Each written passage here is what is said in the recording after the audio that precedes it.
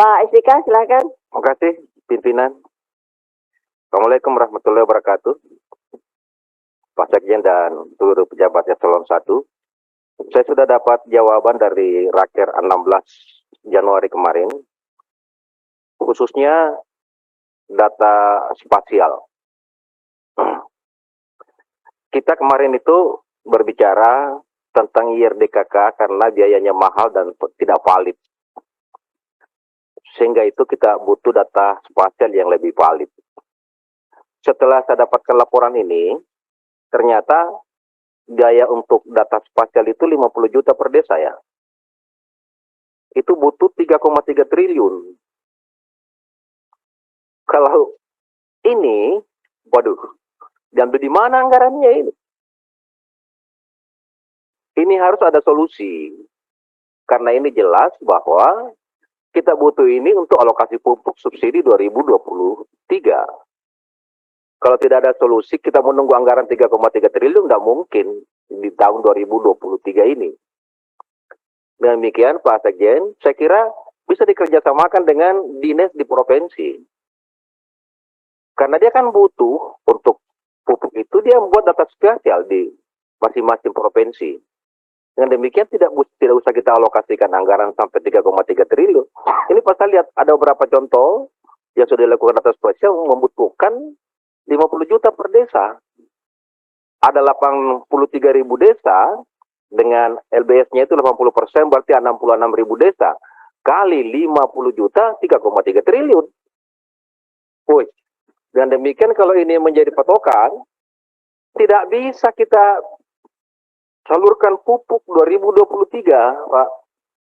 Saya minta dicari solusinya. Yang kedua, ini Badan Standarisasi Nasional kan sudah ada Kepresnya, Bu. Ya, persoalannya anggarannya sekarang hanya gaji, tidak ada kegiatan. Di satu sisi kita butuh balai-balai di daerah itu punya kegiatan untuk demo dan lain sebagainya. Dengan demikian saya minta kepada pimpinan supaya mungkin ada kesimpulan Komisi 4 untuk mengusulkan penambahan anggaran untuk kegiatan di Badan Standarisasi Pertanian supaya ada kegiatan di situ, mungkin juga ada binteknya di situ.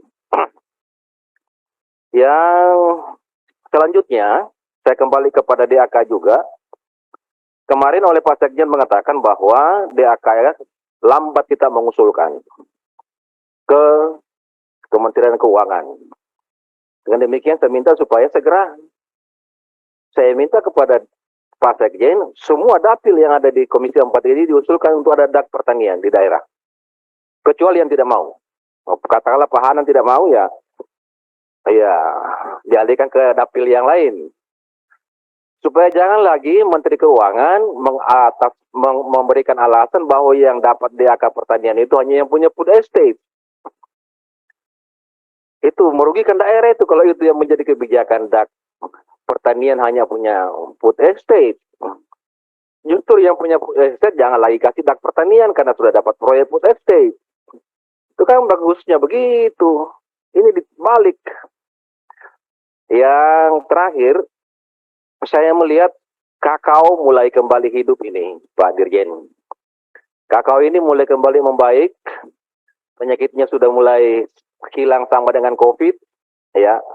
Menghilangnya COVID, kayaknya menghilang juga penyakitnya kakao. Dengan demikian, butuh support untuk peningkatan bibit sambung pucuk ini.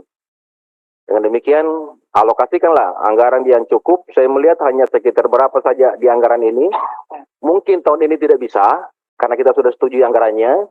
Tapi tahun-tahun berikut, untuk kakao ini kita bisa support kembali. Paling terakhir, saya kira, pimpinan, yang kita diskusikan ini sebenarnya adalah alokasi automatic adjustment.